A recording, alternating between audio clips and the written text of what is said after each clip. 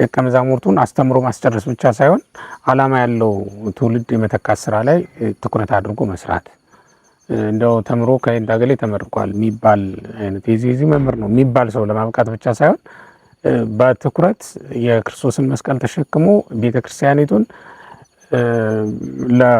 ለክርስቶስ የተጠበቀች ንጽሕት ሙሽራ ንጽሕት ድንግል ሙሽራ አድርጎ ነውር ያልደረሰባት እንከን የሌለባት ቤተክርስቲያን ክርስቶስ እስኪመጣ ድረስ ለማቆየት የሚተጋ ሆኖ እንዲቀጥል ለማስቻል የግድ መሰራት ያለባቸው ስራዎች ሊኖሩ ይችላሉ። 3ኛው መቶ ክፍለ ዘመን 4ኛው መቶ ክፍለ ዘመን ላይ የነበሩ መናፍቃን ፍልስፍናውንም ያጠኑ ስለነበሩ የህዝቡን ስነ ልቡና መረዳትና የመቀልበስ ችሎታ የነበራቸው ናቸው።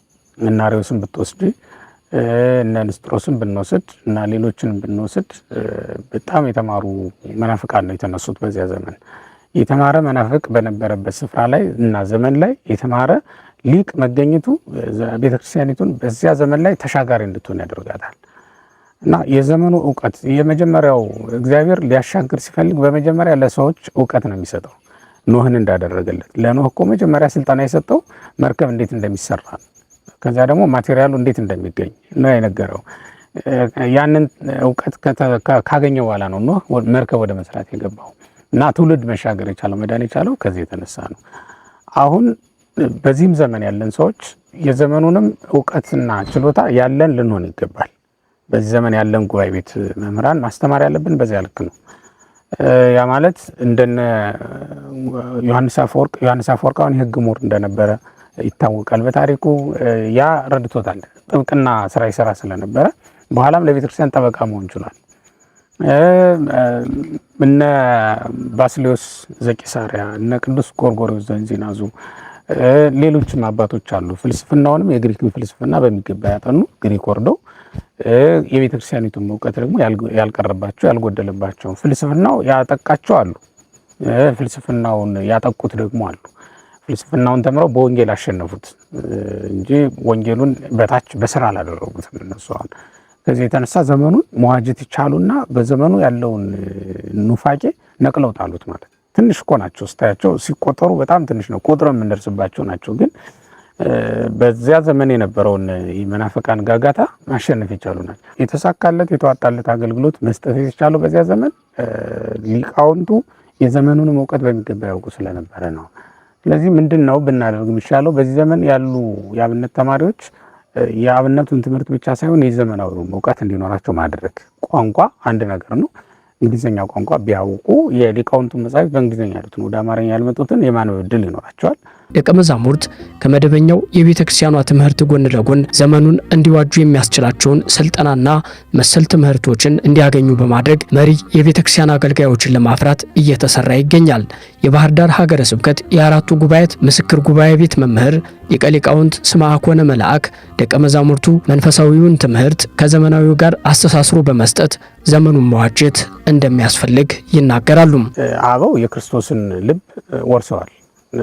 ሐዋርያው ቅዱስ ጳውሎስ እንደተናገረው ነህነሰ ህሊናሁ ለክርስቶስ ብን አይደል የሚለው እኛ የክርስቶስ ልብ አለን ብሎ እንደተናገረው ሐዋርያት የክርስቶስን ልብ ወረሱ፣ እኛ ደግሞ የሐዋርያትን እንወርሳለን ማለት ነው። አሐቲ ጉባኤ እንተ ሐዋርያት ብለን ነው የምናምነው። ቤተክርስቲያንን በዚያ መንፈስ እንዲያገለግሉ ነው እንትን የሚባለው የሚፈለገው የሚጠበቀውም እንደዛ ነው። የምናስታውሰው ደቀ መዛሙርቱንም ሰብሰብ አድርገን ነው። እዚህ አካባቢ ያሉት ይመጣሉ። መጋቢት 9 በዘንድሮ መጥተው ነበረ፣ ባለፈው ዓመት መጥተው ነበረ። በደመቀና ሰው ሊያዩ በሚችለው መልኩ ባይከበርም መጥተው ግን በዓሉን አስታውሰን በጋራ ምሳ በልተን ተለያየን ማለት ነው። የአሁኖቹን ከወዲያኞቹ ደቀ መዛሙርት ጋር ያገናኛል። አሁን ዛሬ ተመርቆ የሚሄደው ነገ የሚገባውን መስከረም ላይ የሚገባውን ተማሪ ያገኙ በአካል እዚህ ያገኙም ሊያገኙበት የሚችል አንድ መንገድ ያ ነው። ደቀ መዛሙርቱን ማስተማር ብቻ ሳይሆን ክትትል በማድረግ የተጠናከረ ግንኙነት እንዲኖራቸው በማገዝና ተሞክሮቻቸውን እንዲለዋወጡ ማመቻቸት ከጉባኤ ቤቶች እንደሚጠበቅ ጨምረው ይገልጻሉ። የባህር ዳር ሀገረ ስብከት የአራቱ ጉባኤያት ምስክር ጉባኤ ቤት ከተቋቋመበት 2010 ዓ.ም ጀምሮ በርካታ ደቀ መዛሙርትን አስተምሮም ለአገልግሎት አሰማርቷል። መምህሩም ደቀ መዛሙርቶቻቸው መንበር ተክለው እስከ ማስተማር ደርሰውላቸው ፍሬያቸውን አይተዋል። ዛሬም ድረስ አስተምረው ለቤተ ክርስቲያን አገልጋይ በማፍራት የተጣለባቸውን ኃላፊነት እየተወጡ ይገኛሉ። እዚህ ከመጣሁ 86 ደቀ መዛሙርት ናቸው ተመርቀው የወጡት ወደ አገልግሎት። ፍኖተ ሰላም ነው መጀመሪያ የጀመርኩት። ያው እንደሚታወቀው ፍኖተ ሰላም 2 ዙር ነው ያስመረኩት። በሁለቱ ዙር በትክክል ቁጥሩን አላስታውሰውም፣ ግን ከ30 በላይ ደቀ መዛሙርት እንደተመረቁ አስታውሳለሁ። እና ጠቅለል ስናደርገው እዛም ዝም ብሎ ከ100 በላይ ደቀ መዛሙርት ከ110 በላይ ደቀ መዛሙርት ናቸው የሆኑት ማለት ነው። ወደ 120 የሚጠጉ ይመስለኛል ደቀ መዛሙርት ተምረው ወጥተው ወደ አገልግሎት ተሰማርተዋል ማለት ነው። ከነዚህ መካከል ጉባኤ ቤት የተከሉም አሉ።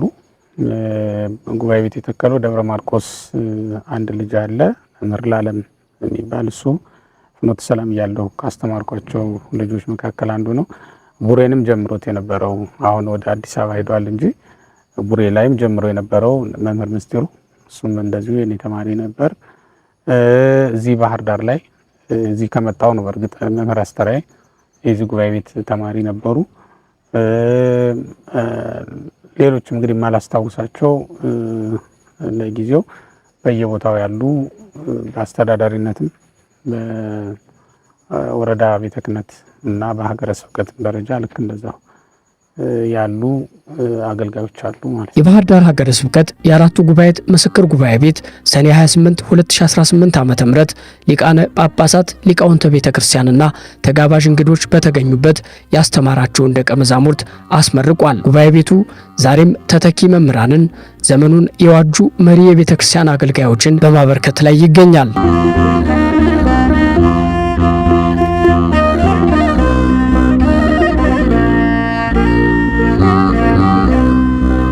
ሃይማኖታዊ ጉዳዮችን ብሉያትንና ሐዲሳትን አንድ አድርጎ አስማምቶ የያዘ ቤተክርስቲያን በዓለም ታሪክ ባይገኝም ቤተክርስቲያናችን ግን እንደ ቤተ እስራኤል ሐዲስ ኪዳንን እንደ ቤተ እስራኤል ብሉይ ኪዳንን እንደ ቤተ አሕዛብ ደግሞ ሐዲስ ኪዳንን እነዚህ ሁሉ አንድ አድርጋ አስማምታ እንደ ቤተ እስራኤል ሐዲስ ኪዳንን ሳትነጥል እንደ ቤተ አሕዛብ ደግሞ ብሉይ ኪዳን የሌላት ሳትሆን ሁለቱን ኦሪትንና ወንጌልን አንድ አድርጋ አስማምታ ይዛ የምትገኝ ስንዱ ቤተክርስቲያን ነው ያለችን ማለት ነው። ከዚህ አንጻር እንግዲህ የምስክር ጉባኤ ቤታችን ከእነዚህ ጉባኤ ቤቶች መካከል አንዱ እንደመሆኑ መጠን ዛሬ የሚመረቁ ደቀ መዛሙርትን ጨምሮ የብሉያትንና የሐዲሳትን የመጻሕፍተ መነኮሳትንና የመጻሕፍተ ሊቃውንትን እያስተማረ ይገኛል። አራቱ ጉባኤያትን ማለት ነው።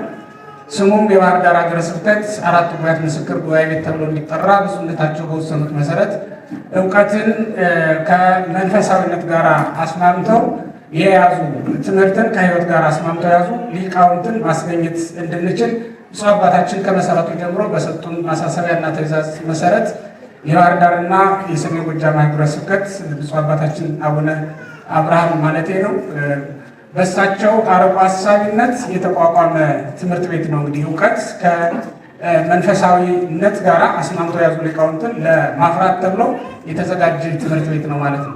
እንግዲህ ምስክር ጉባኤ ቤታችን ከመጀመሪያው ጀምሮ ስንመለከት እቺ በመካከል የምታዩት ጥቅስ እስመ ተሐጡ ሊቅሰ ግብር ውእቱ የልክ መጣጣት የጥበብ መሞት ነው የሚል ቃል በዮሐንስ አፈወርቅ ተግሳጽ ላይ ምዕራፍ 23 ላይ የምናገኘው ቃል አለ። ይህንን መነሻ በማድረግ ነው መጋቢት 9 2010 ዓ.ም ነው ይህ ጉባኤ ቤት በብፁዕ አባታችን አቡነ አብርሃም ተባርኮ የተከፈተው ማለት ነው።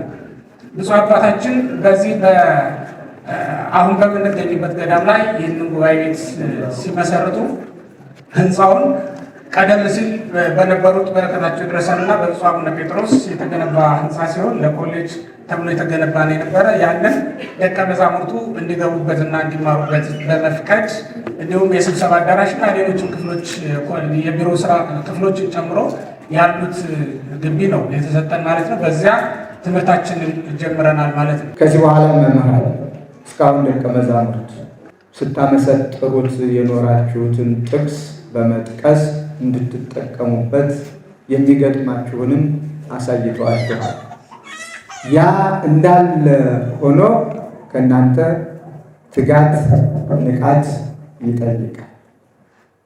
እኔ አንድ ነገር እላለሁ፣ በማያስፈልግ መልኩ አታዘምኑት። መንፈሳዊ እውቀት በማያስፈልግ መልኩ በሚያስፈልግ አገናኙት፣ በሚያስፈልገው አዛምዱት። እንዴት እናቀርበው መልካም ነው። ዛሬ ግን መምህራኑ የየራሳቸውን ፈጠራና ድርሰት እየጨመሩ የአባቶቻችን ትርጓሜ እጅግሩን እያጣ ስለሆነ ነገ መልኩን ቀይሮ ማንን እንጠይቅ የሚባልበት ዘመን ላይ እንዳንደርስ ተጠንቅቃችሁ እንድትይዙት አደራ እላለሁ። 5 የብሉይ ኪዳንና 14 የሐዲስ ኪዳን ደቀ መዛሙርት ነው ያስመረቅ ነው። እነዚህ ሁሉም አዳሪ ተማሪዎች ናቸው። ቁጥሩ የቀነሰው ለምንድን ነው? አሁን አዳሪ ተማሪ ብቻ ነው ስናስተምር የቆየ ነው። ተመላላሽ ተማሪ የተፈቀደልን ቆይቶ ነው። አሁን አሉን ተመላላሽ ተማሪዎች ከ40 በላይ ወደ 46 አካባቢ ተማሪዎች አሉን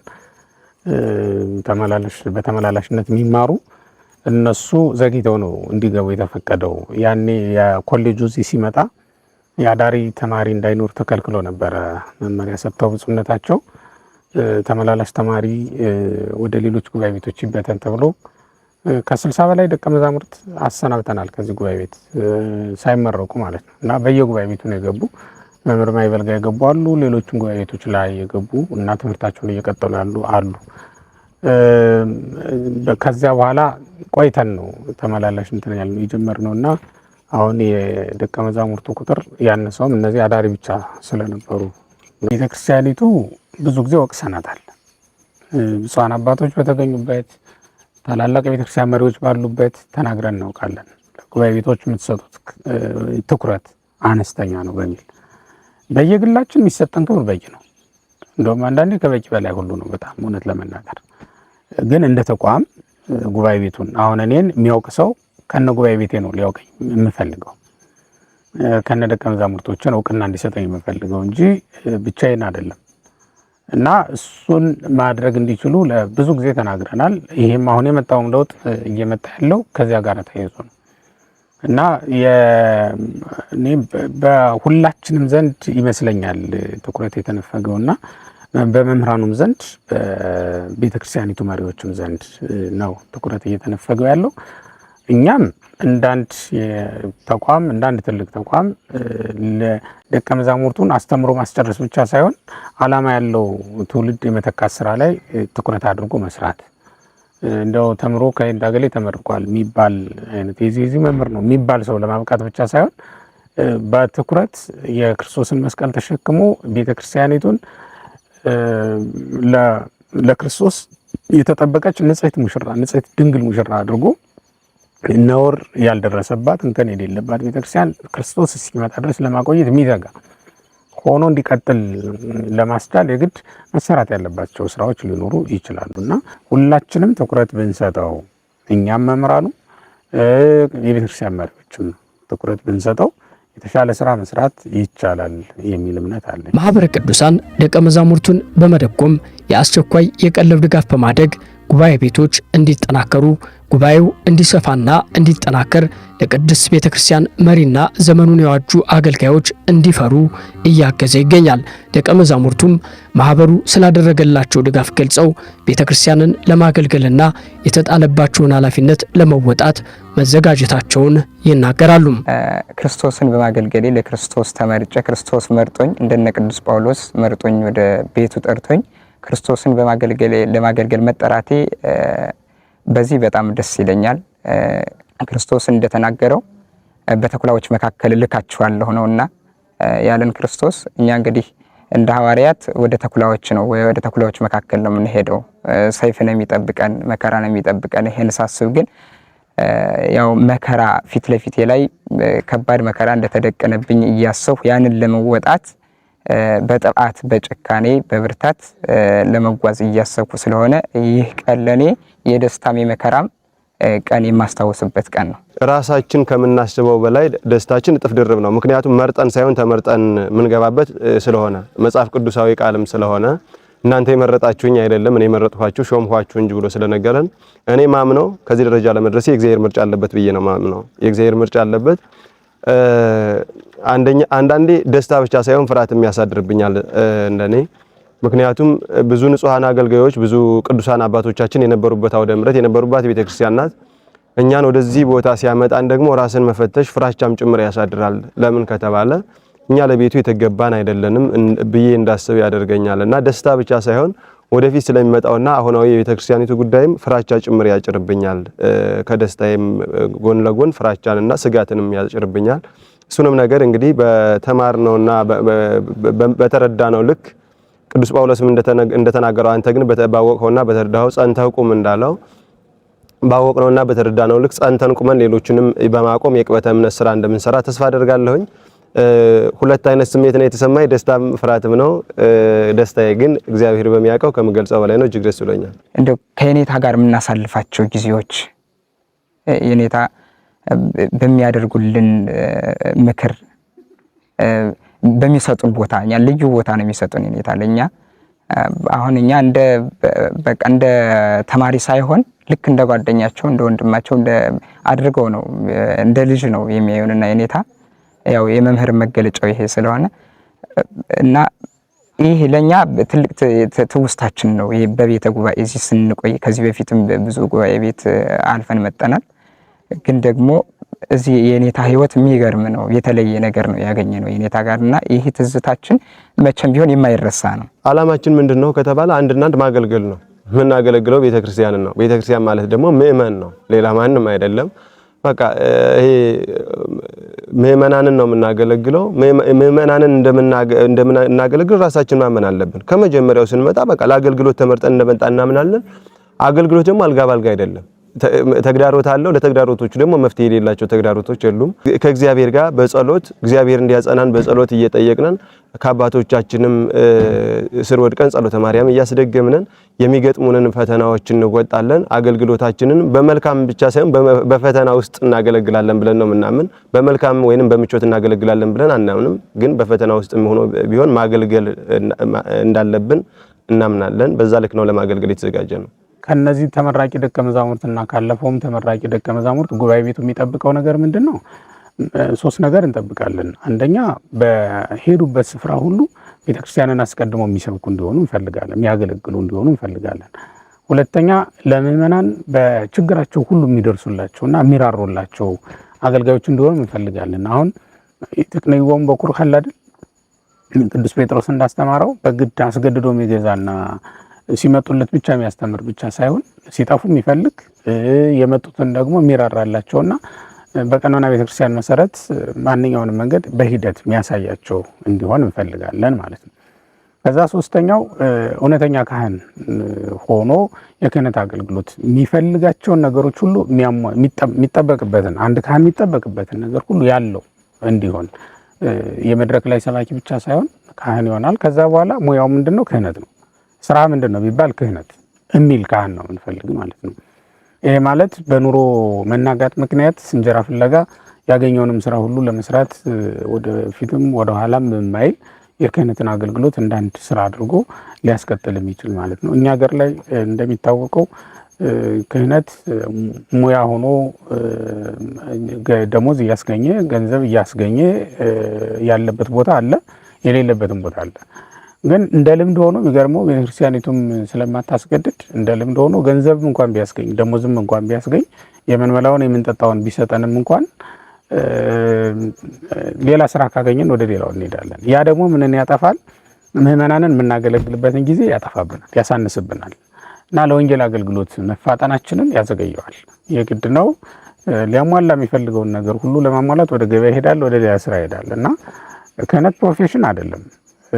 በቃ የአንድ ልታገለግልበት የተቀበልሽው የክርስቶስ ስጦታ ነው እና እኛ የምንጠብቅባቸውን ሶስቱንም የያዙ ይሆናሉ ብለን የክርስቶስን መስቀል፣ የክርስቶስን ክህነት፣ የክርስቶስን ትምህርት ይዘው ቤተክርስቲያንን ያገለግላሉ ብለን እንጠብቃለን። እኔ አሁን ማኅበረ ቅዱሳን እስካወቅሁበት እንዲያው ከህፃንነቴ ጀምሬ አሳድጎኛል ብል ይሄ ለማኅበረ ቅዱሳን የሚበዛ አይደለም ያንሳል እንጂ እንደው ከልብስ መግዛት ጀምሮ ብዙ ልብስ ተገዝቶልኝ ለብሼ ሁሉ አውቃለሁ። ለኛ ለቤተ ጉባኤያት በጣም ጥሩ ነው። ጠበቃችን ነው፣ እንዳንጠፋ የሚጠብቀን ነው ማኅበረ ቅዱሳን እና በዚሁ አጋጣሚ ማኅበረ ቅዱሳን የሚመሰገን የቤተ ክርስቲያኗ አንድ ተቋም ነው።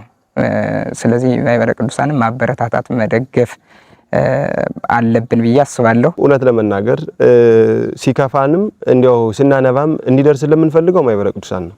ለምን ነው ካላችሁ ማህበሩ ከምንም በላይ ጉባኤ ቤቶችን በተለየ ትኩረት ስለሚያይ እሱ ብቻ አይደለም ማህበሩ ከዘመናዊ ትምህርት ቤት መልምሎ የሚያመጣቸው አባ ጊዮርጊስ ዘጋስጫ በኩል የሚመጡ ደቀ መዛሙርት ከኛ ጋር ያን ዘመናዊነቱን ከኛ ጋር በመፍጠራቸው ላይምሮ መነቃቃትንና ዓለሙን እንድንወድ አድርጎናል።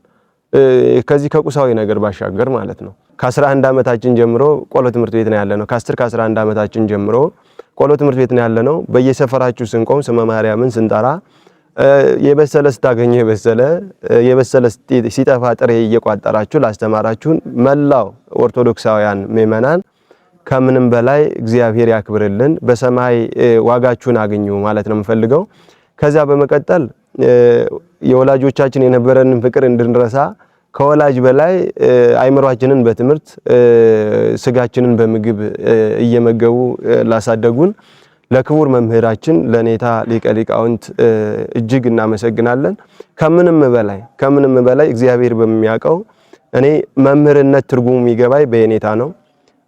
እርሶን ምሳሌና አራያ አድርገን እርሶን መሆን ባንችል እንኳን መስለን እንድንኖር እግዚአብሔር አምላካችን ይርዳን ማለት ፈልጋለሁ። ከዚያ በመቀጠል በኢትዮጵያ ኦርቶዶክስ ተዋሕዶ ቤተክርስቲያን የባህር ዳርና የሰሜን ጎጃም ሀገረ ስብከት ሊቀ ጳጳስ ብፁዕ አባታችን ብፁዕ አቡነ አብርሃም ከምንም በላይ በምክር እየቀረቡ አብሬ እማራለሁ፣ በርቱ፣ ተማሩ፣ ቤተክርስቲያን እናንተን ነው የምትፈልገው እያሉ ተስፋ ሰጪ ቃላቶችንና ምንም ማርባቸውን ሁኔታዎች እያበረታቱ እስከ መምሪያ ኃላፊዎች እስከ ስራ አስኪያጁ ድረስ ያሉትን ሁሉ በዚህ በኩል በዚህ አጋጣሚ ማመስገን ፈልጋለሁ። ስለ ሁሉም ነገር አምላከ ቅዱሳን እግዚአብሔር አምላካችን አባቶቻችንም እናንተንም ማህበሩን መምህራችንም ጉባኤ ቤታችንም ይጠብቅልን ማለት ፈልጋለሁ። አመሰግናለሁ። እንግዲህ የቅድስት ቤተ ክርስቲያን ስርዓትና ትውፊት ሳይበረዝና ሳይከለስ ለትውልድ እንዲሻገር አገልግሎቱም እንዲጠናከርና እንዲሰፋም ጉባኤ ቤቶችን መጠበቅ ደቀ መዛሙርቱንም መደገፍ ያስፈልጋል። ለተመራቂዎች መልካም የአገልግሎት ዘመን እንዲሆንላቸው እየተመኘን በሊቀ ሊቃውንት ስምዐኮነ መልእክት ተሰናበትን። ሰላም እግዚአብሔር አይለየን። ማህበረ ቅዱሳን በሁለንተናዊ ህይወታችን ስለማይለየንና ስለሚያግዘን የሚገርመው ነገር እዚህ እኛን በኮሚቴነት የሚያገለግሉ አብዛኞቹ የማህበሩ አባላት ናቸው። እያየው ነበር በሰሞኑ የአባታችን የአባ ገብረ ኪዳንን መርሐ ግብር ነበረ። እዛም ላይ የሚያገለግሉት እነሱ ናቸው። እኛም ጉባኤ ቤት ላይ የሚያገለግሉ እነሱ ናቸው እና እዛም ሲያገለግሉ ነው እዚህ መጥተው እኛ ጋር ደግሞ አደሩ። ሲጋግሩ ወጥ ሲሰሩ አደሩ። በመነጋው ይዘምራሉ፣ በማታ ወጥ ይሰራሉ፣ እንጀራ ይጋግራሉ እና በጣም ነው እየተገለገልንበት ያለው። ማህበሩ በዚህ ሊኮራ ይገባዋል። በሁለንተናዊ አገልግሎታችን በሁለንተናዊ የጉባኤ ቤት ፍላጎታችን ውስጥ አስገብተን የምንጠቀምባቸው አባላት ስላሉት ሊኮራ ይገባዋል። ደስ ይለናል። እኛም በዚህ እውነት ለመናገር የምናስተምራቸው ትምህርትም ጉባኤም ብንጠራ ፈጥነው የሚመጡልን እና ልናስተምራቸው የምንችላቸው ሰዎች ማህበሩ ጋር ያሉ ናቸውና በዚህ ደስ ይለናል። ማህበረ ቅዱሳንን በዚህ አጋጣሚ ላመሰግን ፈልጌ ነው። እግዚአብሔር ይስጥልኝ። ከዛ ውጭ ግን በዚህ አካባቢ ያለው ባህር ዳር ላይ ከሀገረ ስብከቱ ጀምሮ ከብፁዕ ሊቀ ጳጳሱ ጀምሮ ለዚህ ጉባኤ ቤት ጥሩ መልከታ ነው ያለ። ወጣቶቹ የባህር ዳር ወጣቶች በጣም ልዩ ናቸው ለኛ በእውነቱ። በዚህ ደስ ይለናል። ወደፊት ይሄን ሁሉ ሰው አስተባብረን ነው እንግዲህ ስራ የምንሰራው። ይሄ የጋራችን ነው። ማንም ቢሆን የገሌ ነው ብሎ የሚያስበው አይደለም። የጋራ ቤታችን ነው። ኑ በጋራ እንስራ፣ በጋራ እናገልግል። በጋራ ሰው መፍጠር ነው ለቤተ ክርስቲያን የሁሉም ድርሻ የሚሆነው። እኔ ከተሳሳትኩ ታረማለሁ፣ እኔን ያርማሉ። ካልታረምኩ ደግሞ እኔን አውጥቶ ሌላ ሰው መተካት ሁሉ የሚቻልበት ይሄ ምክንያቱም ተቋሙ የቤተ ክርስቲያን ነው። እኔ በግሌ የምፈጥረው በግሌ የማኖረው ተቋም አይደለም ይሄና በዚያ ልክ አስበን እንድንሰራ ለሁሉም ሰው ግብዣ ማስተላለፍ ፈልጋለሁ። በዚሁ አጋጣሚ በአገር ውስጥም በውጭም ያሉ ምዕመናን እዚህ ቢሰሩ ሰው መፍጠር የሚቻልበት እድል አለና በጣም ሁሉም ሰው መጋበዝ ፈልጋለሁ። እግዚአብሔር ይስጥልኝ።